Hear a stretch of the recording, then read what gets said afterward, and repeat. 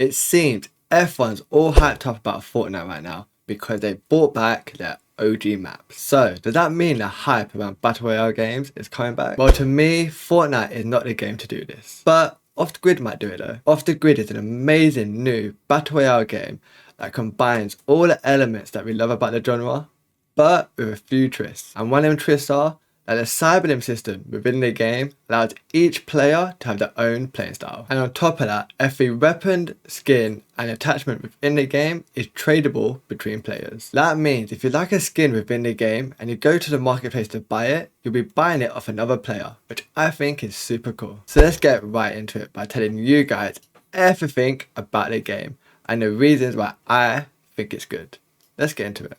So let's get into the game that I think is going to bring Battle Royales back to the mainstream, and that is Off the Grid.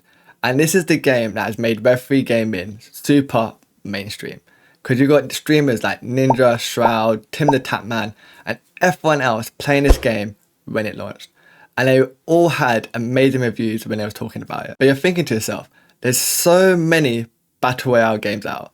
You got Fortnite, Apex, Warzone. What makes Off the Grid different? And to me, it's the unique element within the game, and that is the limb system and the loot system within the game. Because of course, it's a Battle Royale game. You drop into the map, you loot around, you get your weapons, and you got different grades of weapons. You got your common ones all the way up to epic.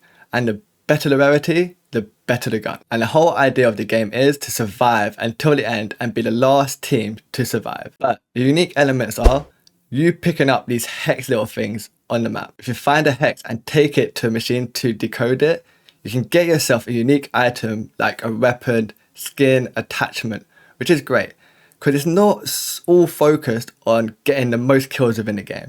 Yes, you can focus on kills and everything else, but there's also people in the game looting around looking for these hexes to decode them because there's some great assets that you can get from them. But the game isn't solely focused on these hexes, because the limb system and the flying system in the game are super cool. Because you've got 3 types of limbs that you can have, and that are the 2 arms and your legs. And the arms are kind of like extensions of yourself. You've got like a javelin thing that you can throw at someone. You've got like a reaper one where you can go and stab somebody. But you also got your limb legs. It's a way for you guys to have maximum mobility around the game. Because some of them make you run fast, some of them make you jump up, and in Off the Grid, if you're in the sky, you can fly. So you being jumped up in the air is super good. The thing is, there's so many types of cyber limbs within the game that I can't tell you them all now. But they're all super cool and unique, and allow a player to have their own type of playing style. Because you can be a faraway player and have a recon drone show all your opponents on the map so you can snipe them and keep your distance. Or you can have kind of close range limbs, such as like the hook that allow you to attach to things, and have like fast limbs like the road runners that make you run super fast, and just get super close to your opponent and shoot them down. So to me, that's the one thing that makes Off the Grid stand out, is because their loot system allows you to have a different playing style to your friends. And the thing is, their looting system's great because you're allowed to call in loadouts, which I think is super cool. So when you're running around the map, you can collect money. The more money you got, that allows you to get better loads out and more weapons and attachments on them. So you can have multiple loadouts, and each one of them can have different things on it for different parts of the game when you're in it. So you can have an early loadout that has 1 or 2 weapons, and have a late game loadout that has maximum weapons and everything else. The thing is, there's so many details that go into Off the Grid that you guys just need to play yourself. So download it right now, because Off the Grid is a free-to-play game that you can play right now from the Epic Games Store. But now you guys have a short understanding of the game, let me tell you lot why you need to be playing it right now. And starting off, to me, Off the Grid can bring back the hype to Battle Royale games. Because when Fortnite came out, it brought the beginning of a whole new era of gaming. And every single game needed a Battle Royale mode. But the thing is, they all got super similar, and only a few of them had unique elements. And that was Warzone, Apex and Fortnite. And Fortnite was the colourful one, basically meant for kids. Apex was the one that had less kind of like kidness elements, but it was still more like a core shooting game. And Warzone was basically Call of Duty's attempt of doing a Battle Royale game. And and it basically had all the Call of Duty elements, but a massive map. So to me, off the grid unique elements will allow it to stand out among the three giants within the genre. And to me, it could possibly take over all of them, because the focus on mobility and the flying around within the game is such a spectacle to watch. So if you think about Fortnite and all the cool clips that you could get, there's so many cool clips that you can get from off the grid. From you flying, shooting someone in mid-air, or chasing people down as a team, just flying around, acting like Superman. Like, the game's really cool and fun to play. And the thing is, when you're roaming around in a battle royale game, it can feel really boring, just slowly walking, having little plods. But the thing is, off the grid gets around this by having the flying mechanic. So whenever you're in the air, like falling from a building or going up a rope, the minute you jump, you have the ability to fly. And this allows you to close so much ground.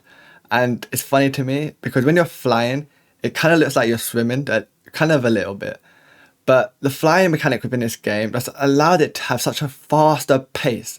Because if you're far away from everybody else, as long as you get a bit of height, you can catch up on everyone. And the cyber limbs allow you to have so much randomness in each battle, because you never know which cyber limbs your opponent has. Because they could be a super defensive person, like I said, have like a recon drone and kind of like stay away from the fight until they need to get into it.